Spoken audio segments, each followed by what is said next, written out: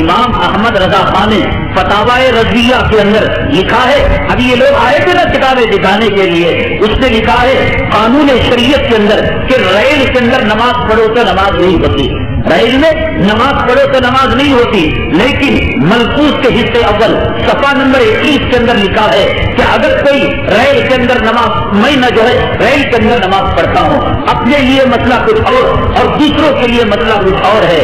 اور احمد رضا خان کی ملفوظات کے اندر یہ آئے, اپنی کتابیں لے کر آئے, اپنا پھیڑوال لے کر آئے, بہتی زیور کو گالیاں دینے والے, تقویت الایمان کو آگ لگانے والے, اسماعیل شہید کو گالیاں دینے والے, حضرت تھانوی کی تقدس کو پامال کرنے والے, دیوبندیوں اور تبلیغ کی حرمت کو آگ لگانے والے, ابھی وہ رات کے اندر فتاوی رضویہ لے کر آئے. یہ لے کر آئے ملفوظات امام احمد رضا, اس کے اندر یہ بات لکھی ہوئی ہے. احمد رضا خان سے سوال کیا گیا, احمد رضا خان صاحب, مفتی صاحب, آپ یہ فرمائیے کہ دیوالی اور ہولی کی مٹھائی کھا سکتے ہیں یا نہیں کھا سکتے؟ تو یہی وہ کام انہوں نے کیا جو اس زمانے کے اندر بنو اسرائیل نے کام کیا تھا. احمد رضا خان نے کیا, ہولی کے دن, دیوالی کے دن لے لو اور دوسرا دن آئے تو کھا لینا, پہلے دن حرام اور دوسرے دن حلال. یہی کام کیا تھا اس زمانے کے بنو اسرائیل نے. سنیچر کے اندر جو ہے آئے لے کر آئے, کمینے ہیں, یہ لوفر ہیں, ان کی کتابوں کے اندر میرے بھائی بھنڈوال کھول کر رکھ دوں گا, پوسٹ مارٹم کر کے رکھ دوں گا, جینا حرام ہو جائے گا. کوئی ان کو لڑکی نہیں دے گا, کوئی ان کی شادی بیاہ میں شرکت نہیں کرے گا, کوئی ان کو سلام نہیں کرے گا, کوئی ان کو مسافہ نہیں کرے گا. وہ باتیں انہوں نے اما سیدہ عائشہ صدیقہ رضی اللہ تعالیٰ عنہا کے بارے میں کہی. اللہ کی قسم, فلموں کے بنانے والوں نے اپنی ڈائل کے بارے میں, اپنی ہیروئن کے بارے میں, اپنی چڑیل کے بارے میں, اپنی فلم میں کام کرنے والی الیاذ باللہ رنڈی کے بارے میں وہ جملے انہوں نے استعمال نہیں کیے جنہوں نے احمد رضا خان نے حدائق بخشش ہے, کتاب کا نام ہے, حصہ سوم ہے, صفحہ نمبر 36 ہے. حدائق بخشش, حصہ سوم اور صفحہ نمبر 36, انہوں نے اما سیدہ عائشہ صدیقہ رضی اللہ تعالیٰ عنہا کے بارے میں وہ الفاظ کہے, انہوں نے کتاب کو چھاپنا بند کر دیا. آج میسور کا مسلمان پریشان ہے, اہل سنت والجماعت کا, تبلیغی مسلمان, دیوبندی مسلمان ہے, وہ آ گیا. اب تک تو اللہ کے بندے ہوا کرتے تھے, اب مصطفیٰ بھی بندے پیدا کرنے لگے. نام کے اندر شرک کا ہے, نام کے اندر توحید سے ہٹی ہوئی غلاظت اور گندگی موجود ہے. تو یہ ہے تنگ چست ان کا لباس اور وہ دیوبند کا ابھار. استغفر اللہ, سینے پر پتھر رکھ کر, دل کو تھام کر, نقل کفر نہ باشد. یہ لائے حدائق بخشش میں کھول کر دکھاتا ہوں, اس سے سوم صفحہ نمبر 36 کہ تنگ چست ان کا لباس اور وہ دیوبند کا ابھار نچی جاتی ہے قبا سر سے کمر تک لے کر, یعنی سینہ ظاہر ہو رہا ہے, تنگ جو ہے لباس ہے, نیکی ہے, نیٹی ہے اما عائشہ کے جسم پر. استغفر اللہ, 100 مرتبہ لعنت ہے اس کمینے پر, اس لوفر پر جس نے حدائق بخشش کے اندر ان باتوں کو لکھا ہے. آج کہتے ہیں لوگ کہ ایک طرف دیوبندی کتابیں رکھ کر اور ایک طرف بریلوی کتابیں رکھ کر دھوکہ دیتے ہیں. ان سے کہو فتاوی رضویہ لانے کے لیے, ان سے کہو ملفوظات امام احمد رضا لانے کے لیے, اور وہ ایک کمینہ جسے کپڑے اللہ تبارک تعالیٰ نے نصیب نہیں کیے, کچے کپڑے پہن کر پورے کرناٹکا کو تباہ کر رہا ہے, برباد کر رہا ہے. آپ یہاں قرآن رکھیں, آپ میری بیوی کے حلالت کی اور اس کے طلاق کی قسم لے لیں, اللہ کی عزت و جلالت کی قسم, یہاں سے گواہ ہے, اور مرتے وقت میرے منہ میں کلمہ نصیب نہیں ہوگا اگر میں جھوٹ کہہ رہا ہوں. اگر میں جھوٹ کہہ رہا ہوں, قیامت میں نبی کی شفاعت نہیں ملے گی, قیامت میں حوض کوثر کا پانی نہیں ملے گا, جنت کی ہوا نہیں ملے گی. وہ کمینہ ذلیل انسان جو کچے کپڑے پہن کر, بغل کی داڑھی اور سر میں چوٹی پہن کر, وہ جو ہے BHP کا یلو کلر کا لباس پہن کر پورے میسور کو تباہ کر رہا ہے. بربادی کے بہانے پر, مسپریزم کے بلبوتے پر نوجوانوں کو تباہ برباد کر رہا ہے. عرب لینڈ بنگلور کے اندر ایک علاقہ ہے, وہاں رچمنڈ ٹاؤن ہے, وہاں پر ایک مسجد ہے. مسجد کیا کہیں, معبد خانہ ہے, بت خانہ ہے شیعہ کا. مجھے یہ بتاؤ مجلس میں بیٹھے ہوئے لوگوں کہ آج تک شیعہ کے لوگوں نے کبھی کسی سنی عالم کو بلا کر اپنے جلسے میں تقریر کروائی؟ آج تک کروائی نہیں نا. کبھی شیعہ کی سنی سے بنی نہیں, کبھی سنی کی شیعہ سے بنی نہیں. شیعہ نے صحابہ کو گالی دی ہے, شیعہ نے اماں عائشہ کو گالی دی ہے, شیعہ نے خلفائے راشدین کو گالی دی ہے. اللہ کی قسم, اللہ کی قسم, ہمارا نہ آج بنا ہے, نہ کل بنے گا, نہ قیامت تک بنے گا. ذلیل, قتیل, کمیمی, کتے سے بدتر قوم ہے. اللہ کی ذات و جلالت کی قسم, اگر میں جھوٹ کہوں اللہ تعالیٰ کلمہ نصیب نہ کرے. اپنی ان آنکھوں سے میں نے رمضان کی راتوں میں ایک مرتبہ شیواجی نگر گیا تھا. یہ جو ذلیل انسان ہے اس شیعہ کے معبد خانے میں بیٹھ کر شیعہ لوگوں کے سامنے تقریر کر رہا تھا. شیعہ کی پوری ہسٹری کے اندر تم تاریخ اٹھا کر بتاؤ کہ شیعہ نے کبھی سنی عالم کو بلایا ہے. یہ شیعہ ہے میرے بھائی, حب نبی کے نام پر, حب علی کے نام پر قوم کو دھوکہ دے رہا ہے, قوم کو تباہی اور بربادی کے دہانے پر لے جا رہا ہے. ورنہ اس کو کیا ضرورت تھی کہ شیعہ اس کو بلاتا اور شیعہ اپنی مسجد کے اندر تقریر کرواتا. اور دوسری مثال کوئنس روڈ بنگلور میں دارالسلام ایک چھوٹا سا ہال ہے. ایران کا ایک بس آیا تھا, شہر کے شیعہ نمائندوں کو رکھ کر ایک پریس کانفرنس کی گئی تھی. اس کمینے کو بنگلور سے چلتا کر دیا گیا. کیوں؟ بنگلور میں آج اس کی تقریر نہیں ہو رہی ہے. بنگلور نے اس کے کارناموں کو دیکھ لیا. یہ جے پی نگر کے ہیڈ فیس میں اپنے میزبان کے گھر رہا کرتا تھا. آدھی رات کو اٹھ کر یہ گھر کے میزبان کی عورت کے آبرو پر اور اس کی عزت پر, ناموس پر ڈاکہ ڈالنا چاہا تو گھر کے لوگوں نے اس کو چلتا کر دیا. اس کی پوری تاریخ, پورا کردار کیوں رہتا ہے برسوں, کیوں رہتا ہے مہینوں اپنے علاقے سے دور, اپنے شہر سے دور. کوئی ہم سے پوچھے آئے, میں وہ گھر دکھانے کے لیے تیار ہوں. دارالسلام کوئنس روڈ کے اندر جب ایران کے شیعہ لوگ آئے, پریس کانفرنس کی گئی اور شہر کے شیعہ مقتدر علماء, نمائندہ علماء کو بلایا گیا. کیا ضرورت تھی اس کو جانے کی؟ ایک نمبر کا شیعہ ہے حب علی اور حب رسول کے نام پر, رسول اللہ صلی اللہ علیہ وسلم کے عشق اور محبت کے نام پر بریلیوں نے اس کو چلتا کر دیا, رضا خانیوں نے اس کو چلتا کر دیا. یہ اودان بھی نہیں ہے, اودانوں نے اس کو نکال دیا. آپ نے اودان پہلے دھوکے میں آ گئے تھے, اس کو یہ سمجھا کہ یہ PWD ہے, ایک نمبر کا اودان ہے, اس کو بلا لیا. لیکن جب اس کا شیعہ ہونا ظاہر ہو گیا, بنگلور میں کوئی بریلی عالم, بنگلور میں کوئی رضا خانی طبقہ اس کو اپنی محفلوں میں نہیں بلاتا ہے. اس لیے پہلے ہی دیوبندیوں نے وراثت ایمانی سے اس کو طرح سے مغلطہ دے دیا اور اس کو ننگے کو نکال دیا. خدا نے اس کے کپڑوں کو چھین لیا. نہ زندگی میں نماز کا اہتمام ہے, نہ پردے کا اہتمام ہے. آج آپ کے شہر کے اندر 2 خطرناک 3 خطرناک فتنے سر اٹھا رہے ہیں. ایک اس ننگے دیوارتی آدھے ہجڑے کا, ایک اللہ کے بندے چھوڑ کر عبد المصطفیٰ کا, اور تیسرے یہ جو ہے وہ اس کمینے انسان کا, اس ذلیل انسان کا جو نماز کا انکار کر رہا ہے. میرے بھائی, علماء کو ضرورت ہے کہ علماء وہ کام کریں جو دین الہی کا فطرہ جب اکبر کے زمانے میں آیا. ابو الفضل اور قیدی یہ ایسے عالم تھے جنہوں نے اللہ کے قرآن کی ایسی تفسیر لکھی کہ جس تفسیر کے اندر نقطہ ہی نہیں. ہم ایک سینٹنس, ایک جملہ نہیں کہہ سکتے تھے. مجدد الفسانی رحمت اللہ علیہ آئے اور انہوں نے اکبری دربار کے کتوں کا منہ توڑ جواب دیا. اکبر نے اس فتنے کے حمایت میں اور مجدد الفسانی کے خلاف ان کو پیٹا, ان کو مارا اور ان کو جیل کی سلاخوں میں بند کیا. مجدد الفسانی رحمت اللہ علیہ نے قسم کھا رکھی تھی کہ دین الہی کے فتنے کا جب تک انتم سنسکار نہیں ہوگا اس وقت تک میں خواہش نہیں بیٹھنے کا. میرے بھائی, فتنے 3 اٹھے, ایک مجدد الفسانی پیدا نہ ہو, ایک حکیم نانوتوی تمہارے شہر میں نہیں, ایک اشرف علی تھانوی تمہارے شہر میں نہیں. سب مسیحت کے پجاری اور سب کمپرومائز کے مجاری. ارے مسیحت کے پجاری تیری جوروں کی آبرو لوٹو جائے, کیا کبھی تو مسیحت کی پوجا کرے گا؟ کیا تیری بیٹی کی آبرو لوٹی جائے, کیا کبھی تو کمپرومائز کرے گا؟ بیٹی کی آبرو پر, ماں کی عصمت پر کمپرومائز نہیں کر سکتا اور صلاح نہیں کر سکتا. مصالحت کے بت کی پوجا کو نہیں چھوڑ سکتا اور جو ہے تو پھر دین کا جنازہ نکل رہا ہے. 3 فتنے اٹھ رہے ہیں. کیوں کوئی مجدد الفسانی نہیں پیدا ہو رہا ہے؟ کیوں کوئی टीपू सुल्तान नहीं पैदा हो रहा है, क्यों कोई खालिद बिन वलीद पैदा नहीं हो रहा है, क्यों कोई कासिम नानोतवी पैदा नहीं हो रहा है। मेरे भाई धोखे में ना आओ, धोखे में ना आओ। शर पसंद है, कितना परवर है, और इनकी जड़ें और इनकी नस्लें और इनका जो हसब व नसब है वो अंग्रेजों से जाकर मिला करता है। मैंने आपको बताया हिंदुस्तान के अंदर जब अंग्रेजों ने तुर्कों से लड़ाई की और तुर्कों से उस वक्त की लड़ाई को मुसलमानों ने जिहाद से ताबीर किया और अंग्रेज के खिलाफ लड़ने को जिहाद से ताबीर किया। ऐसे वक्त में मिस्टर एडवेयर नाम का एक इंसान था जिसने तुर्कों से लड़ाई का मशवरा दिया था।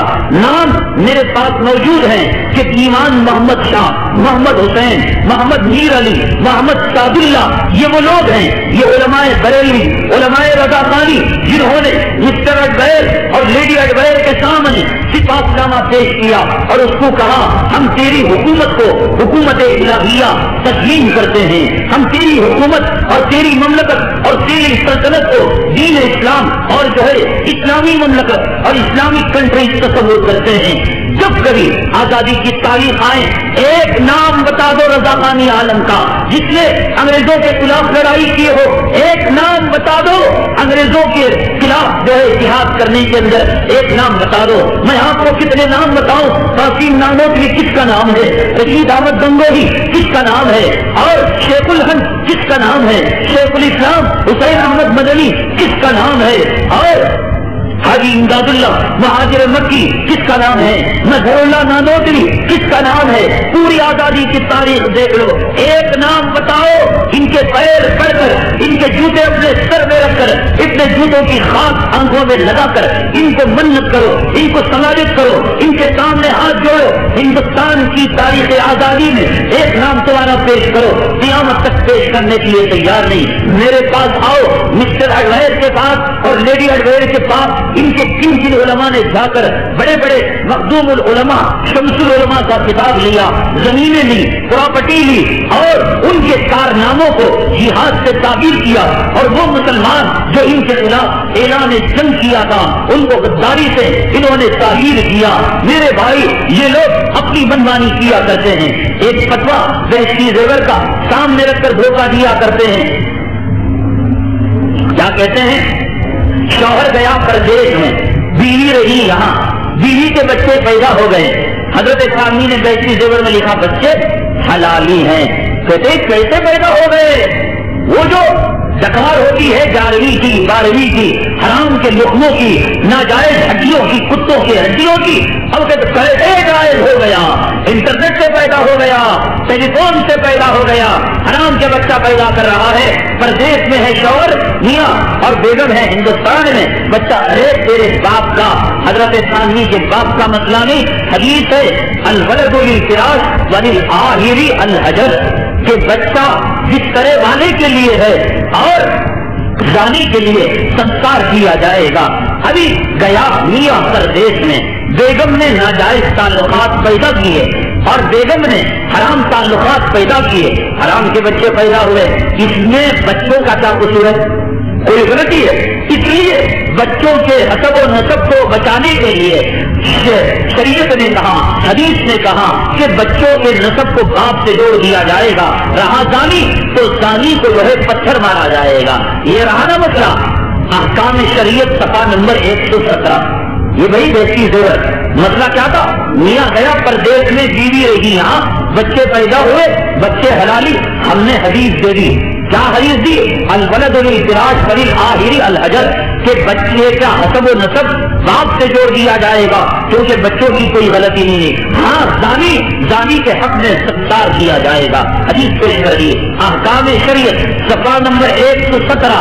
हजरत वाला अहमद रजा खां क्या मसला पेश फरमाते हैं? कहते हैं खालिद की बीवी जैद के साथ भाग गई, खालिद की बीवी जैद के साथ भाग गई और भागी तो इतना भागी कि आने तक खालिद का इंतकाल भी हो गया।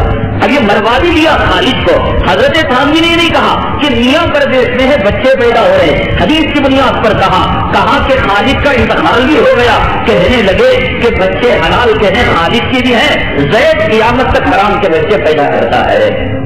एक मसला लिखा तो इल्जाम लगाया और اس کے اندر اگر میاں مر جائے، حضرت تھانوی نے جو مسئلہ لکھا، میاں پردیش میں گیا، یہ نہیں لکھا کہ میاں پردیش میں جا کر مر گیا، حلال زندہ ہے تو اس کے بچے ثابت کیے جائیں گے، مرنے کے بعد کیسے ثابت کیا جائے گا؟ لیکن انہوں نے احکام شریعت صفحہ نمبر 117 کے اندر مسئلہ لکھا کہ خالد کی بیوی زید کے ساتھ گئی اور یہاں فوت ہوتے ہی خالد مر گیا بیوی کے غم میں، تو اب جب بھی بچے پیدا کرے گا وہ خالد ہی کے بچے پیدا ہوں گے۔ اور شریعت کے احکام شریعت کے اور بہشتی زیور کے مسئلے بتا کر لوگوں کو کہتے ہیں دیکھو اس کے اندر لکھا ہے کہ مردے سے اگر کوئی زنا کرے، نابالغ سے کوئی زنا کرے، غسل ہوگا نہیں ہوگا، کتنے نسخے مسئلے ہیں، کتنے گندے مسئلے ہیں۔ ان بنگلور اور کرناٹک کی سرزمین میں ان کمینے اور لوکروں کی وہ ایک تاریخ بتاؤ، ایک ڈکشنری بتاؤ، ایک ادب و نسب بتاؤ جنہوں نے مدرسوں کے اندر نابالغ لڑکیوں کی آبرو کو لوٹا۔ ہاں بنگلور کے اندر میں مدرسوں میں اور مسجدوں کے صحنوں میں انہوں نے نابالغ تجھ جیسے کمینوں کے لیے حضرت تھانوی نے مسئلہ بیان کیا تھا کہ تجھ جیسا لوپر، تجھ جیسا زانی، تجھ جیسا حرامی اگر کوئی جو ہے نابالغ لڑکی سے زنا کر بیٹھے تو نابالغ پر غسل واجب نہیں۔ کیوں واجب نہیں؟ اس لیے کہ بالغ ہونے تک شریعت کے احکام لاگو نہیں ہوتے، شریعت اس پر لاگو چالو نہیں ہوتی۔ نماز کب فرض ہوتی ہے؟ بالغ ہونے کے بعد۔ روزہ کب فرض ہوتا ہے؟ عشاء ہونے کے بعد۔ غسل کب فرض ہوتا ہے؟ عشاء ہونے کے بعد۔ تو لہذا نابالغ کو اگر بالغ زنا کر دے، مسئلہ لکھا ہے، زنا کرنے کی بات نہیں لکھی۔ حضرت نے تو مسئلہ بتایا کہ جیسے لوپر، حرامی، کمینے اور ذلیل کتے کے لیے جو مسجد میں، مدرسے میں، مکتب میں اللہ کے قرآن کو سینے سے لگا کر آتی ہے، اس کے دامن کو داغدار تو نے کر دیا۔ اور ہاں میں تجھے بتاتا ہوں فتاوی رضویہ جلد نمبر 1 اور صفحہ نمبر 60 پر 7، فتاوی رضویہ جلد نمبر 1 صفحہ نمبر 60 پر 7، حضرت نے یہ لکھا تجھ جیسے حرامی کے لیے کہ لڑکی پر غسل واجب نہیں۔ اور تیرے اعلیٰ حضرت نے کیا مسئلہ بیان کیا؟ نماز پڑھ رہے تھے، پہلے تو نماز ہی نہیں پڑھتے، کبھی کبھار پڑھتے ہیں، نماز پڑھ رہے تھے اور ایک عورت آ کر سامنے بیٹھ گئی، پورے اس کے کپڑوں کو اٹھا دیا، شرمگاہ پر نگاہ چلی گئی، نماز نہیں ٹوٹی، وضو نہیں ٹوٹا۔ نماز کے اندر شرمگاہ کو دیکھنے کی بات کہی ہے، کس کمینے کا دماغ نماز کے اندر شرمگاہ کی طرف جائے گا؟ کتا جائے گا، مجھ جیسے نالائق انسان پر گھنساری ہو جائے گی، پروردگار مجھ جیسے ناپاک کے پاس سے کتا جا رہا ہے۔ نماز کے اندر کون شرمگاہ کو کھول کر وہ کون سی رنگی، وہ کون سی فاحشہ عورتی جو سامنے بیٹھ جائے گی؟ میں نے حوالہ دیا ہے آج ہمارے اکابرین کے، میں صرف حوصلے کو باقی رکھنے کے لیے، پوسٹ مارٹم کرنے کے لیے نہیں آیا ہوں کہ آپ یہ کہیں کہ وہ فلاں رضوی اور فلاں رضا پانی ہمارے علماء کے بارے میں، ہماری کتابوں کے بارے میں یہ کہہ رہا تھا۔ میں کتابوں کی کچھ مثالیں اور کچھ باتیں بتانے کے لیے آپ کو میں نے یہ مثال دی ہے، پھر آگے بڑھیے۔ نجاست لگے تو نماز ہوگی، ہمارے کپڑوں پر پیشاب لگ جائے، ہمارے کپڑوں پر پاخانہ لگ جائے، نماز ہوگی؟ ہرگز نماز نہیں ہوگی۔ آپ آئیے فتاوی رضویہ جلد نمبر 1 صفحہ نمبر 66 لکھا ہے بچی نے پیشاب کر دیا اور پاخانہ کر دیا، اس نے نہیں کیا، بچے نے کیا، بچی نے کیا، اس کو گود میں لے کر نماز پڑھے تو نماز ہو جائے گی۔ سمجھے؟ ڈائریکٹ نہیں کھلایا، مرغی کے انڈے میں زردی نکال کر پاخانہ پلا دیا، کھانا جائے گا۔ سمجھ گئے؟ بہشتی زیور پر آ گئے بڑا اعتراض کرنے، کوئی میں کلال ایک مسئلہ بتا دے قرآن کے خلاف، حدیث کے خلاف، جو بہشتی زیور کے اندر لکھا ہے، اس سے گندے اس سے بڑے مسئلے آؤ میں تمہیں دکھاتا ہوں۔ فتاوی افریقہ، حضرت کا دورہ افریقہ میں ہوا تھا، کہیں وہاں کے جنگیوں نے بلایا ہوگا، کبھی حضرت ہماری ساتھ سے تشریف لے کر آئے تو وہاں کے فتاوی مرتب ہوئے۔ فتاوی افریقہ جلد نمبر 1 صفحہ نمبر 150 پر سے 156 حضرت کو پوچھا گیا، حضرت کی مجلس کی، حضرت کو پوچھا گیا میری عورت کو حیض آ ہے، تجھے گندگی نظر آ رہی ہے؟ حضرت رشید احمد گنگوہی کے کبا کھانے کے مسئلے، حضرت تھانوی کے بہشتی زیور میں لچے مسئلے نظر آ رہے۔ فتاوی افریقہ صفحہ نمبر 156 جلد نمبر 1 حضرت کو پوچھا گیا میری بیگم کے حیض آ گیا، جب کسی شوہر کی عورت کو ماہواری آ گئی، کیا پوچھتا ہے الیاذ باللہ عضوے تناسل کو ران میں استعمال کرے یا پیٹ میں استعمال کرے؟ درندوں کے شہنشاہ بے تاج بادشاہ اس حیض والی عورت کے شوہر کو مسئلہ ارشاد فرماتے ہیں ران میں عضو استعمال نہ کر، البتہ پیٹ میں عضو کو استعمال کر. اس کا دین سے لینا کیا دینا؟ فتاوی افریقہ کے اندر یہ مسئلہ لکھا ہوا ہے. لچے لچے گندے گندے مسئلے جن کا اسلام سے شریعت سے کوئی تعلق نہیں، ایسی باتیں میرے بھائی آج جو ہے ان کی کتابوں کے اندر موجود ہیں. اگر یہ لوگ دھوکہ دے رہے ہیں تقویت الایمان کی بات کو رکھ کر، ارے تقویت الایمان کے اندر حضرت کا عقیدہ تھا اسماعیل شہید رحمت اللہ علیہ کا کہ جو لوگ قبروں کی پوجا کیا کرتے تھے ان کے بارے میں انہوں نے ایک بات کہی تھی کہ صاحب قبروں کی پوجا نہ کیا کرو اور قبروں کے پاس جا کر تم جو ہے ان سے مانگا نہ کرو. تو انہوں نے مبالغے سے کام لیتے ہوئے ایک جملہ ارشاد فرما دیا یہ تو مٹی پلید ہو گئے، مٹی میں مل گئے. مطلب یہ ان کی روح آسمانوں میں چلی گئی اور ان کے جسم مٹی میں مل گئے. یہ قبر پرستوں اور قبر کے پجاریوں کو متنبع کرنے کے لیے کہا، یہ توہین کرنے کے لیے نہیں کہا. الملفوظ صفحہ نمبر 29 حضرت کا ملفوظ سنے استغفر اللہ استغفر اللہ استغفر اللہ. کوئی میاں بیوی رات میں اپنے شوہر بیوی سے ملے، کوئی وہی اپنے شوہر کو بوسا دے پر آپ کے کام کا ذکر نہ کرے. لعنت ہے اس شوہر پر جس نے رات کے کام کو دن میں اپنے دوستوں کو بیان کیا. لعنت ہے اس عورت پر جس نے اپنی سہیلیوں کو رات کے شوہر کے کام کو سہیلیوں کے سامنے بیان کیا. اللہ کے نبی نے لعنت کروائی ہے کہ رات کے آپ کے انفرادی اور خلوت اور تنہائی کے کام کو بیان نہ کرو. جس نبی نے امت کے لیے تعلیم کروائی ہے الملفوظ کے اندر صفحہ نمبر 29 حصہ دوم میں احمد رضا خان یہ کہتا ہے نبیوں کو ان کی خبروں میں ان کی بیویاں پیش کی جاتی ہیں اور نبی ان بیویوں سے ہم مستری کرتے ہیں. امت کو منع فرمایا، ہم نے حوالہ دیا ہے، حوالہ غلط ہو 1 لاکھ روپے انعام لے کر چلا جانا. میرے بھائی یہ گندی گندی باتیں نبیوں کی شان میں گستاخی کرنے والے، اماں عائشہ کی شان میں گستاخی کرنے والے. اور پھر یہ ان کا ایک مشہور شعر ہے کہ نکیرین مرقد میں جو آ کر پوچھیں، نکیرے مرقد میں جو آ کر پوچھیں کہ تیرے رب کا نام کیا ہے، تو آگے کا شعر ہے محبت سے یا یہ سے نام لوں گا احمد رضا خان کا. یعنی من ربو کا پوچھے تو جواب یہ دے دینا احمد رضا خان کا میں بندہ ہوں. یہ ان کا شعر ہے. اور پھر شافیہ میں آساتیہ کوثر پوری دنیا کہتی ہے اللہ کے نبی صلی اللہ علیہ وسلم پانی پلائیں گے، لیکن احمد رضا خان نے ایک ایسی نعت ایسی نظم لکھی ہے کہ جس کے اندر اس نے دعویٰ کیا ہے کہ میدان محشر میں اپنے ہاتھوں سے میں حوض کوثر کو پلاؤں گا. مجھے کسی کی تنقید کرنا نہیں، کسی کی برائی بیان کرنا نہیں. مجھے آج آپ کے سامنے ہندوستان اور کرناٹک میں شہر میسور کے اہل سنت والجماعت تبلیغی اور دیوبندی نوجوانوں کے حوصلوں کو باقی رکھنا ہے کہ ان کی کتابوں کے اندر کتنی خواصت ہے. اور دوسری طرف دیکھ لو میرے بھائی قوالیوں کو کس نے لکھا، قوالیوں کو کس نے گایا، اس کے اندر زنا کس نے کیا، اس کے موقع پر قبرستان کے اندر بدکاری کی، کنڈوم کے پاکٹ اس کے موقع پر کیوں ملا کرتے ہیں. بابا بڑنگیری کے مزار پر جہاں پر آب حیات کا پانی سمجھ کر نہایا جاتا ہے اس کے ارد گرد چدریاں کیوں ملا کرتی ہیں، کنڈوم اور جربت کے پاکٹ اور گندا پانی کیوں ملا کرتا ہے. تمہاری تاریخ تو یہ ہے کہ قوالیاں اور زنا، بدکاریاں، حرام کاریاں، نشہ، افیون، گانجا اور پھر قبروں کے آڑ میں چندل کی سننی کرنا یہ تاریخ ہے. اس کے برخلاف آؤ رسول اللہ صلی اللہ علیہ وسلم کے زمانے سے لے کر آج تک قرآن شریف کی تفسیر شیخ الہند نے نہیں لکھی، قرآن شریف کی تفسیر مفتی محمد شفیع نے نہیں لکھی، قرآن شریف کی تفسیر اشرف علی شامی نے نہیں لکھی، قرآن شریف کی تفسیر علماء دیوبند نے کتنی لکھی.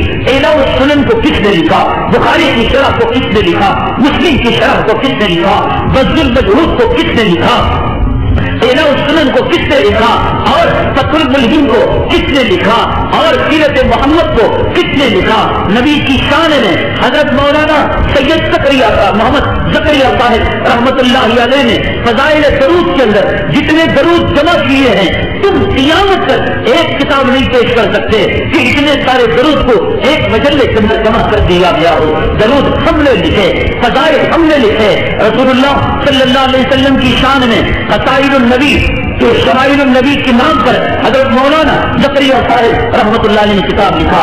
ایک تفسیر کی کتاب بتاؤ، تم نے تفسیر نئی نہیں لکھی، عوام احمد رضا خان کا تم نے ترجمہ لکھا، لیکن ایسا لکھا کہ مکے میں سے چلتا کر دیا گیا، ایسا لکھا کہ مدینے سے چلتا کر دیا گیا، مکے کے اندر حاجی جب جاتا ہے لوٹ کر آتا ہے، شیخ الہند کا ترجمہ دیا گیا، حضرت تھانوی کی تفسیر دی گئی، اور ابھی ائمہ اربعہ کی کتابیں دی گئی، ہمارے اکابرین نے مدارس وہاں قائم کیے۔ مکے میں جو تفسیر نہ چلے، مدینے میں جو تفسیر نہ چلے، لکھی ہوئی تو ایسی تفسیر جو مکے میں نہ چل سکی اور مدینے میں نہ چل سکی۔ بہرحال آپ کو اپنے حوصلے پست کرنے کی ضرورت نہیں، علماء کو ضرورت ہے کمر باندھ لے، وہ یہ نہ سمجھے کہ توحید اور اتحاد اور اتفاق کا شیرازہ بکھیرنے ایک فتنہ پرور مقرر بلور سے آ گیا ہے۔ میرے بھائی، یہ فتنہ پروری کی بات نہیں، نبی کی ناموس، نبی کی عزت، اسلام کو داؤ پر لگایا گیا ہو تو اس وقت یہاں اتحاد نہیں ہو سکتا، یہاں اتفاق نہیں ہو سکتا۔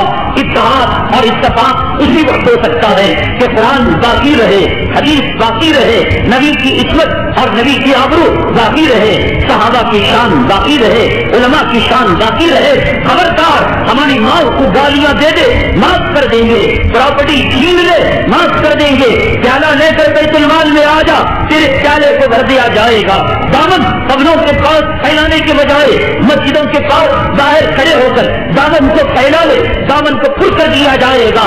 ہوشیار، خبردار، اگر نبی کے شان میں گستاخی ہوئی، صحابہ کے شان میں گستاخی ہوئی، اماں عائشہ کو برا بھلا کہا گیا، اکابرین کے شان میں کسی نے کوئی اٹھائی، اب نوجوان بنگلور کا، میسور کا اور سرزمین ٹیپو کا اب جوش میں آ گیا ہے۔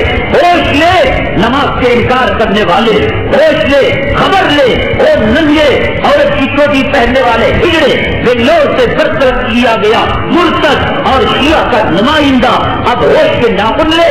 میسور کا نوجوان اب جذبہ جہاد کی میں پی چکا ہے، میسور کا نوجوان عمر بن خطاب رضی اللہ تعالیٰ عنہ کے جلال کا سبق پھر پڑ چکا ہے، حضرت خالد بن ولید کے شجاعت کے کارناموں کو وہ جان چکا ہے، وہ توبہ کر چکا ہے، اپنی کاہلی پر، اپنی سستی پر قسم کھا چکا ہے، دین پر مر مٹنے کے لیے، جہاد میں آنے کے لیے، جامع شہادت نوش کرنے کے لیے۔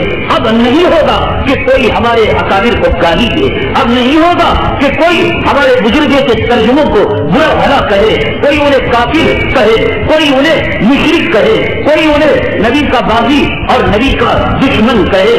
ارے جو قاسم نانوتوی مہینوں پہلے اپنی جوتوں کو مدینے سے پہلے نکال لیتا تھا، وہ قاسم نانوتوی نبی کا دشمن، اور جس نے اماں عائشہ کی شان میں گستاخی کی وہ نبی کا عاشق، جو شیخ الہند دھریا جوتا ساری زندگی جس نے نہیں پہنا وہ تو نبی کا دشمن، مالٹا کی جیل میں ہندوستان کی آزادی کے لیے جس نے سلاخوں کو اپنے خون سے سرخ کیا، لالا ازال کیا، وہ نبی کا دشمن۔ عقل سے کام لو، ہوش سے کام لو۔ حضرت تھانوی کی تصنیفات کتنی ہیں، محبت نہ ہوتی بحث کی زیور لکھتے، محبت نہ ہوتی قرآن کی تفسیر لکھتے۔ بال ٹھاکرے نے قرآن کی تفسیر لکھی اور اڈوانی نے قرآن کی تفسیر لکھی، بش نے، ٹونی بلیر نے حدیث کا ترجمہ کیا، حدیث کا ترجمہ کرنے والے، قرآن کی تفسیر کرنے والے اللہ کے بندے، نبی کے دشمن نہیں، نبی سے محبت کرنے والے ہیں۔ تو ایک تاریخ بتا، تیری قوالیوں کی تاریخ کو چھوڑ کر، تیری گالیوں کی تاریخ کو چھوڑ کر، اور تیری کفر اور نفاق اور شرک کی مشین گن کو چھوڑ کر دو ایک ترجمے کے علاوہ آجا قرآن کے ترجمے میں مقابلہ کرنے کے لیے، آجا حدیث کے ترجمے اور تشریحات کا مقابلہ کرنے کے لیے، آجا نعت گوئی کا مقابلہ کرنے کے لیے، آجا مدارس عربیہ کا مقابلہ۔ آپ کے شہر میسور میں اہل سنت والجماعت کے کتنے مدارس عربیہ، کتنے مکاتب، کتنے علماء ہیں، اس کے برخلاف رضا خانی اور بریلوی مکتب فکر کے کتنے قرآن کے مکاتب ہیں۔ قرآن سے محبت ہوتی مکاتب نہیں کھولتے۔ عقل سے کام لو میرے بھائی، سیرت سے کام لو، ہوشیاری سے کام لو، فتنوں کا زمانہ ہے، ورنہ فتنے تمہیں دعویٰ کر کے دیں گے اور دنیا میں بھی ناکام ہو جاؤ گے، آخرت میں بھی ناکام ہو جاؤ گے۔ بس انہیں چند باتوں پر میں اپنی بات کو ختم کرتا ہوں اس امید کے ساتھ کہ اب ہندوستان اور میسور کا شہر کا نوجوان جاگ گیا ہوگا ٹیپو سلطان کی اسپرٹ، خالد ابن ولید کی شجاعت، حضرت عمر بن خطاب کی جلالت کو اپنے خون کے اندر لا چکا ہوگا۔ اس امید کے ساتھ اللہ تعالیٰ سے دعا کرتا ہوں اللہ حق کو ظاہر فرمائے، اللہ باطل کو ختم فرمائے، اللہ اہل باطل کو ہدایت دے، اگر مجھے مقدر میں ہدایت نہ ہو اللہ تعالیٰ ان کی تباہی اور بربادی کے آثار پیدا فرما دیں۔ آثار مبارک کا مطلب یہ ہے کہ رسول اللہ صلی اللہ علیہ وسلم کے منہ مبارک کو آپ جو ہے آثار مبارک کہتے ہیں، اس کو دکھانے جیسے ہے۔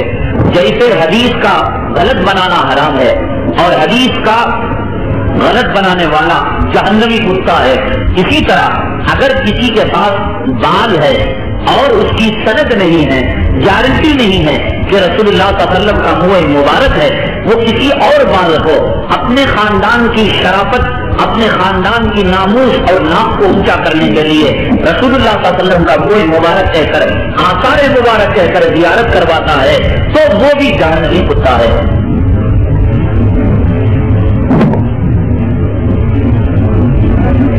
قبرستان کے اندر دیکھا ہے کہ بہت سے لوگ اپنی سواری پر روانہ